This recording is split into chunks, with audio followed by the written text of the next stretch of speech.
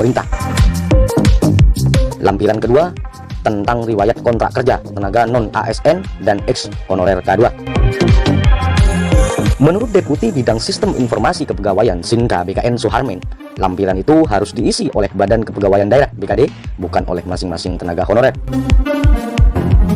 Namun, dalam lampiran itu disebutkan sejumlah dokumen yang harus disiapkan oleh honorer, yaitu 1. NEK non-ASN atau ex honorer K2. 2. Nomor KK tenaga non-ASN atau ex honorer K2. Yang ketiga, nomor peserta ex honorer K2 yang dimiliki pada 2013. Yang keempat, pendidikan terakhir tenaga non-ASN atau ex honorer K2. Yang kelima, SK jabatan dari awal bekerja hingga terakhir. Nomor 6, bukti pembayaran gaji melalui mekanisme langsung yang berasal dari APBN untuk instansi pusat dan APBD untuk instansi daerah. Baik rekan-rekan honorer seluruh Indonesia, ada 6 poin teman-teman yang harus disiapkan oleh rekan-rekan honorer semuanya, yaitu NEK sudah pasti, teman-teman punya nomor induk keluarga, juga nomor KK teman-teman.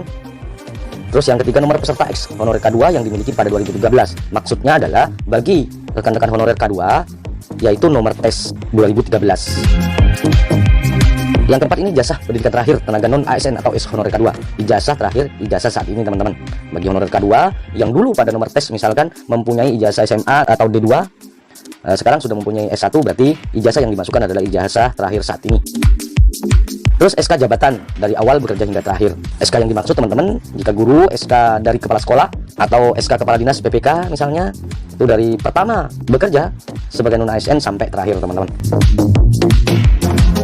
Suharmin menjelaskan saat ini pemerintah baru mencoba melakukan pemetaan jumlah pegawai non-aparatur sipil negara ASN yang ada di seluruh instansi.